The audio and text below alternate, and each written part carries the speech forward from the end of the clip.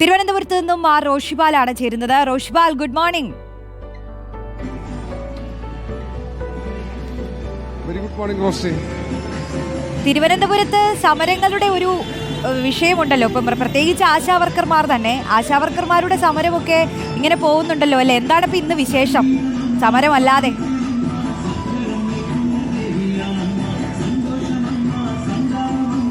റോഷ്നി, ആശാവർക്കർമാരുടെ സമരം ഒരു മാസം പിന്നിടുകയാണ്. അതുകൊണ്ട് തന്നെ സമരം രണ്ടാം ഘട്ടത്തിലേക്ക് കടക്കാനുള്ള തീരുമാനമാണ് ആശാവർക്കർ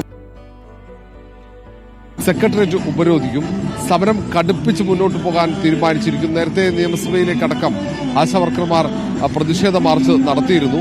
അങ്ങനെ ഒരു പ്രതിഷേധം തുറന്നിട്ടും അനുകൂലമായ തീരുമാനമുണ്ടാകാത്ത സാഹചര്യത്തിൽ കൂടിയാണ് സമരം കടുപ്പിക്കാനുള്ള തീരുമാനത്തിലേക്ക് ആശാവർക്കർമാർ എത്തുന്നത്. അതിനൊപ്പം ഏറ്റവും പ്രധാനപ്പെട്ട മറ്റൊരു കാര്യം, ആറ്റുകാൽ പൊങ്കാലയാണ് നാളെ. ആറ്റുകാൽ പൊങ്കാലയ്ക്ക് തലസ്ഥാനമാകെ ഒരുങ്ങിക്കഴിഞ്ഞു. ഇപ്പോൾ ഞാൻ തമ്പാനൂരിലാണ്, റെയിൽവേ സ്റ്റേഷൻ പരിസരത്താണ്. ഇവിടെയൊക്കെ ആറ്റുകാൽ പൊങ്കാലയ്ക്കുള്ള ഒരുക്കങ്ങൾ, ഇവിടെ നേരത്തെ തന്നെ വിറക് കെട്ടുകളൊക്കെ ദൃശ്യങ്ങൾ കാണാം. വളരെ നേരത്തെ തന്നെ ഇടം പിടിച്ചവരെ കാണാൻ പറ്റും പൊങ്കാലയിടാനായി. വർഷങ്ങളായി ഒരേ ഇടത്തൊക്കെ പൊങ്കാലയിടുന്ന ആളുകളുണ്ടാവും. ഇവിടെ അതിന്റെ കലങ്ങളുണ്ട്, പൊങ്കാലയിടാനുള്ള കലങ്ങൾ വിൽപ്പന നടത്തുന്ന സ്ഥലങ്ങളുണ്ട്. ഇങ്ങനെ തുടങ്ങിയ വളരെ നേരത്തെ തന്നെ നാളെ രാവിലെ 10:30 ആറ്റുകാൽ ക്ഷേത്രത്തിൽ പൊങ്കാലയടുപ്പിൽ അഗ്നി പകരുന്നത്. പക്ഷേ ഭക്തർ വളരെ നേരത്തെ തന്നെ എത്തി അവർ ആറ്റുകാലിൽ നിന്നാണ് റോഷിപാൽ വിവരങ്ങൾ നൽകിക്കൊണ്ടിരിക്കുന്നത്. റോഷിപാൽ, ദൃശ്യങ്ങളിൽ തന്നെ കാണാം, കലങ്ങളെല്ലാം അടുക്കി വെച്ചിരിക്കുന്നു. ഈ കലങ്ങളിലെല്ലാം നാളെ പൊങ്കാല നിറയാനുള്ളതാണ്, തുളുമ്പാനുള്ളതാണ്. അപ്പോൾ ഒരുപാട് സാമഗ്രികളെല്ലാം വാങ്ങി ഭക്തർ ഒരുങ്ങിക്കഴിഞ്ഞു എന്നുള്ളതാണ് നമുക്ക് മനസ്സിലാവുന്നത്. അതാ ഇഷ്ടികകളെല്ലാം നിരത്തി വെച്ചിരിക്കുന്നു. പ്രത്യേകിച്ച് ഈ നഗരസഭയുടെ ഭാഗത്തു നിന്നുള്ള എല്ലാ സജ്ജീകരണങ്ങളും പൂർത്തിയായിട്ടുണ്ടാവുമല്ലോ അല്ലേ? അവസാന നിമിഷത്തിലേക്ക് കടക്കുമ്പോൾ എങ്ങനെയാണ് ആ ഒരു പരിസരം ഫീൽ ചെയ്യുന്നത്?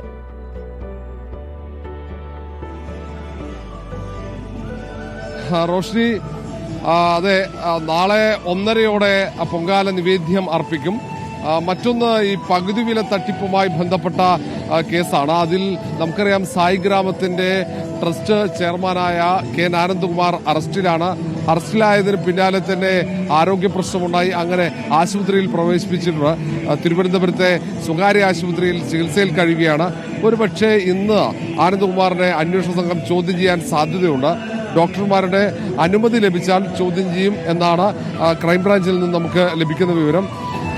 അതിന് പുറമെ നിയമസഭാ സമ്മേളനമുണ്ട്. ഇന്ന് സഭാ സമ്മേളനം ഇടവേളയ്ക്ക് പിരിയും.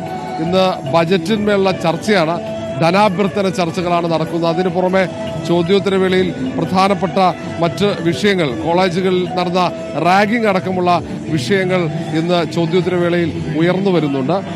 പത്തനംതിട്ടയിൽ മറ്റൊരു പ്രധാനപ്പെട്ട രാഷ്ട്രീയ വിഷയങ്ങളുണ്ട്. നമുക്കറിയാം, CPM സംസ്ഥാന സമ്മേളനത്തോടനുബന്ധിച്ച് പിന്നീട് പത്മകുമാർ, തിരുവിതാംകൂർ മുൻ ദേവസ്വം പ്രസിഡന്റ് കൂടിയ പത്മകുമാർ പാർട്ടി നേതൃത്വത്തിനെതിരെ ചില കടുപ്പിച്ചുള്ള പ്രതികരണങ്ങൾ നടത്തിയിരുന്നു.